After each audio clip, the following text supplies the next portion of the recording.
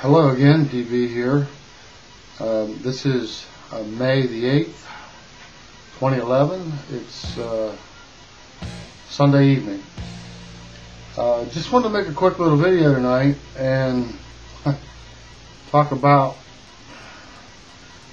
some of the news items that we've had over the last 2-3 weeks or so, and items that aren't in the news, which probably should still be, Japan for instance.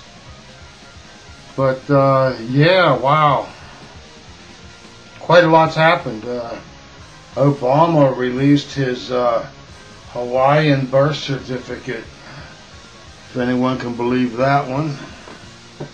Yeah, birth certificate.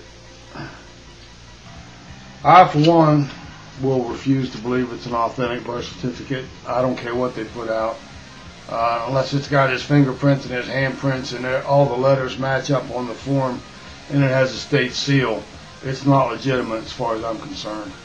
That's all I got to say about that one. It's bullshit. And now we have Osama bin Laden killed by the Navy SEALs. And here we go again with the I could never believe that one either. Personally, I think the man's been dead for quite a few years. All indications are, if you think about it logically, if the guy was alive and still planning operational terrorism against this country, wouldn't he be putting out videos regularly, at least trying to scare everybody? You know, fear is what our government operates on, basically.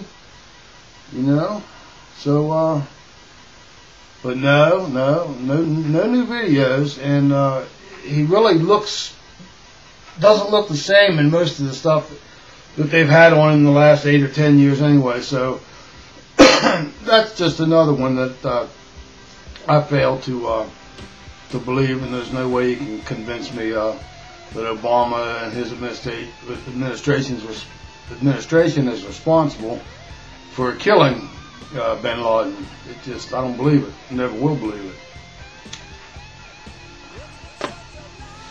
it. But along that same line, now, if you follow the logical track, the government, our government, went to war against terrorism because we were supposedly attacked by the terrorists on 9/11, right? Okay, so now that the head terrorist that we went into Afghanistan to eliminate has supposedly finally been eliminated. But do you think that's going to stop our government from keeping the wars going? Which, by all logical reasoning, says, hey, that's the end of it. I mean, shit, World War II ended when Hitler died, right? Come on now. Jeez. So, yeah, but if you listen to both parties in this country, the Republicans and the Democrats as well, all they want is to keep the wars going along, moving forward. Look at it like this. They're going to try to set up Pakistan, probably. I mean, who knows? You know, anything that they do is just not going to amaze me any longer. You know, it's just, you can't put anything beyond them. It's that simple. But look at what we have going on right now. We are still in Iraq. Why? Let's see. We killed Saddam Hussein, right? Yet we're still in Iraq. Okay, we killed bin Laden, supposedly. But hey, we're still over in Afghanistan and expanded into Pakistan. Now, one moment. Okay, sorry about that. Sun just came. Anyway, getting back to my point, getting back to my point, we are still in Iraq, still in Afghanistan,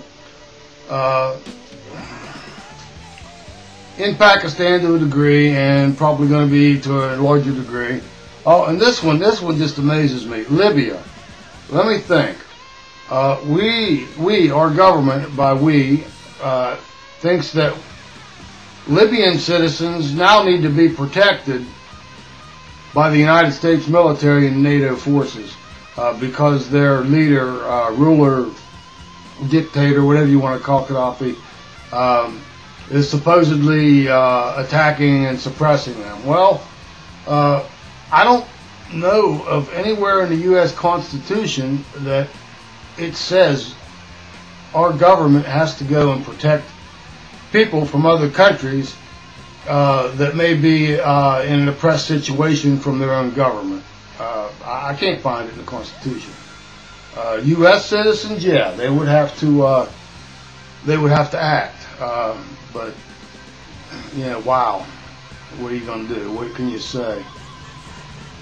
But yeah, it's just amazing that they're going to keep perpetuating and extending these wars that are ridiculous. American public's really not protesting it. I'm at a loss to understand that. It's all based on a terrorism boogeyman bullshit thing, and we that know all know that it's not real. But what are you going to do? You know, what are you going to do? And if for those out there that don't realize that this is all a bunch of bullshit being perpetuated by our government about the terrorism, war on terrorism, ask yourself this. And this is really the only question you need to ask, and you'll see my point. If we, as in our U.S. government, was concerned with terrorist threats and attacks in this nation, why in the world would we leave our borders open? Now, how much sense does that make? I mean, if I thought someone was going to attack my house, you can damn well bet that I would be protecting it like a crazy person. There's no way. You know, that would be the first thing you would prepare for. If you thought that there was a possibility of someone invading you, or your property, or your home, you would make sure no one could. You know, that's basic logic. But there you go. That's my point.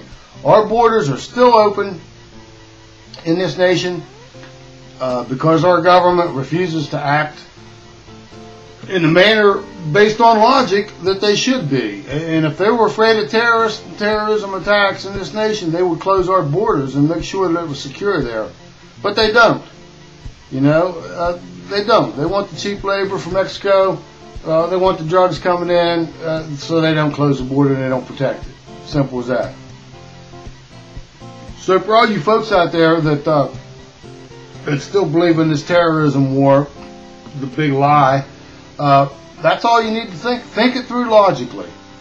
If we were at war against a bunch of terrorists, the first thing we would do, logically, is seal the border. But no, that's not occurred. It's been 10 years. Still open borders. What are you going to do? Wake up to the truth. That's what you need to do. Which brings me to my other topic. Those out there that aren't awake and understand that the government's lying and driving us in a direction that's going to be very beneficial for them, easier to control the population, and detrimental to the American way of life, freedom and liberty and pursuit of happiness. You can't just go right out and say, I mean, you can strike up a conversation with someone about it, and you can tell right away from their first reaction that they either understand or they understand a little bit, or they're completely sold out and bought into the lie. Everything's great. The government does no wrong. And there's a lot of people out there that are that way, folks. They have no clue. They have no clue. They believe 9/11 was done by Osama bin Laden. those are the ones that are really hard to get through to. I don't know how you can. They have to kind of come out of it on their own, just by little things, you know, thinking things through, like the analogy about the borders being open that I've mentioned. You know, stuff like that. But there's just so many people that go along with the system as well. I mean, they don't want to believe it. They keep their eyes and their ears shut and closed. They don't want to think that things are the way that they really are. They just want to keep living their life and, you know, trying to accumulate money or trying to be happy, whatever they're after in life. But you know, hold on one second, sorry. Okay, sorry about that interruption. Got more called me. Anyway, I was just getting on a roll too. But yeah, the people that refuse to wake up, or they're just walking zombies, sheeple, whatever you want to call them. You know, we as a group of people that actually, you know, have the nerve to get on the internet and make videos and object and everything, we need to reach out to these people, help them become aware of the reality really going on around them. Because numbers is what we're going to need whenever, you know, everything does break down. We're going to need the numbers to be with us and not with them. So don't get discouraged. Those that do make videos, put out information when you feel it's important and necessary. Just get on here and make a quick video to motivate everybody. You know, whatever it takes. Just do whatever it takes. But that's all I really had to say tonight. And thank you for your time. Have a good evening.